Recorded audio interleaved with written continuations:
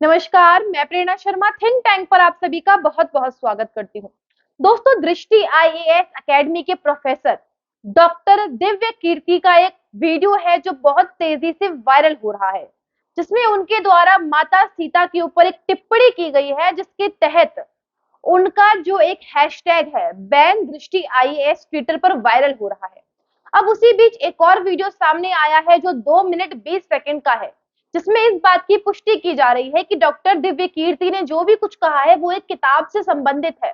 उन्होंने एक किताब को मद्देनजर रखते हुए वो वाक्य कहा है जिस पे वो वीडियो वायरल हो रही है।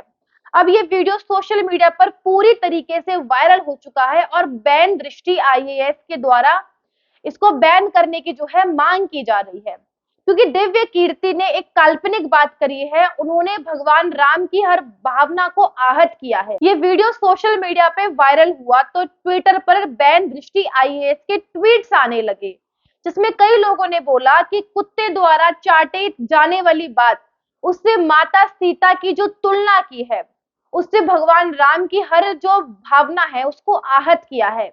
उन्होंने हिंदू धर्म का मजाक उड़ाया है, इसीलिए उन्हें बैन कर देना चाहिए।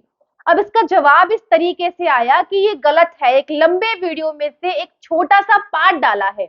ये एक बहुत बड़ा वीडियो है जिसमें विकास ने केवल उन चीजों को बोला है जो उन्होंने किताब से देखी हैं और किताब से बच्चों को पढ़ाई हैं, और ये बातें कहीं ना कहीं लिखी गई हैं। अब यहाँ पर इस बात से किसी की आस्था को चोट नहीं पहुंचनी चाहिए।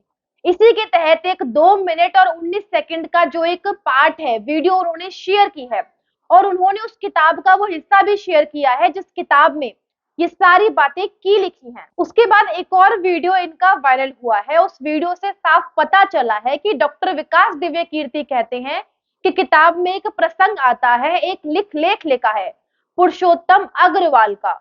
उन्होंने एक कथन भी बताया है जो संस्कृत में है।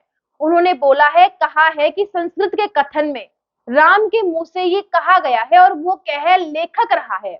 लेखक अपने मन की बातें लेखक के चरित्र के मुंह से कहलवाते हैं, जैसे कि मैं अपनी मन की बातें अपने चरित्र से कहलवाऊं। मेरा चरित्र राम है। इसलिए पता चलता है कि डॉक्टर विकास दिव्य कीर्ति ने जो बातें कही हैं वो उनकी नहीं है। पुरुषोत्तम अग्रवाल ने ये सब बातें लिखी हैं अपनी किताब में। पुरुषोत्तम अग्रवाल ये एक वामपंथी हैं। इन्होंने नेहरू विश्वविद्यालय से भक्ति विषय पर जो है पीएचडी करी।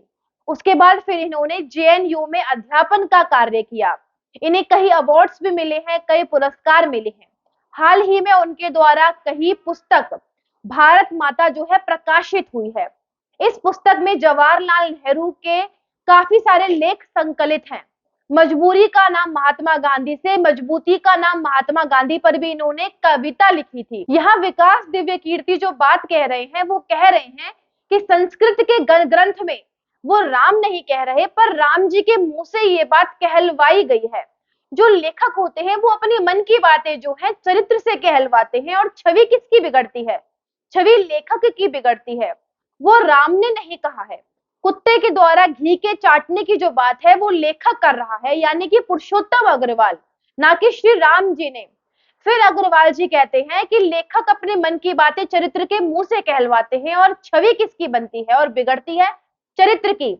मतलब ये सारी बातें राम जी ने नहीं कही, लेकिन जो इवेंचुअली जो बातें कही है वो राम जी ने ही कही है।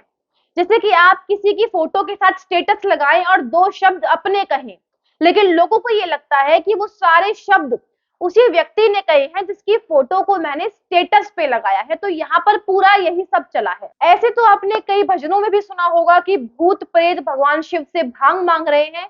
तो ऐसा नहीं होता है। ये लोगों के विचार होते हैं जो भगवान के जरिए अपनी बातों को कहते हैं।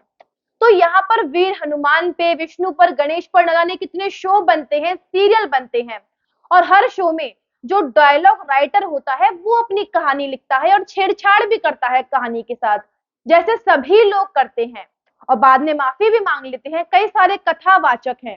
टीवी शो शुरू होने से पहले शोज के आगे डिस्क्लेमर होता है, उसके आगे वो साफ साफ लिख देते हैं इस धारावाहिक के सभी स्थान घटना काल्पनिक हैं, इसका सच्चाई से कोई वास्तविकता से कोई लेना देना नहीं है। अगर यदि किसी को ठेस पहुंचती है तो उसके लिए हम माफी चाहते हैं, तो वो पहले ही माफी मांग लेते हैं। सनातन धर्म के लगभग हर एक ग्रंथ के साथ छेड़छाड़ करती आई है, छेड़छाड़ होती आई है पुराने समय से ही। तो कई जगहों पर स्वार्थी कोई लेखक हैं जिन्होंने ऐसा हमेशा से किया है। और सबसे बड़ी बात यह है कि आज के जो बाबा है, कथावाचक हैं, या चाहे कोई भी हो, चाहे कोचिंग सेंटर चलाता है, वो सभी उसी रेफरेंस को आगे बढ़ाते हैं।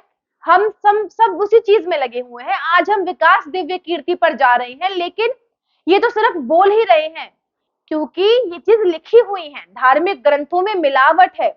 ना ही उसे कोई रोकता है और ना ही कोई संस्थागत व्यवस्था है, जिसका लाभ उठाकर लोग हमारे देवी देवताओं का अपमान करते हैं, चीजें जोड़ते हैं और घटाते हैं, इस तरीके से प्रस्तुत करते हैं चीजों को, जिससे हमारे ग्रंथों के प्रति लोगों के मन में श्रद्धा तो बहुत दूर की बात है, नफरत पहुंचती है। तो इस पूरे मामले पर आपकी क्या राय है, हमें कमेंट करके अवश्य ही बताइएगा। विकास दिव्य कीर्ति ने सही किया या गलत किया, हमें आपकी राय जानना बहुत ज्यादा जरूरी है। तो कमेंट करके अवश्य ही बताइएगा। हमें सुनने के लिए आप सभी का धन्यवाद।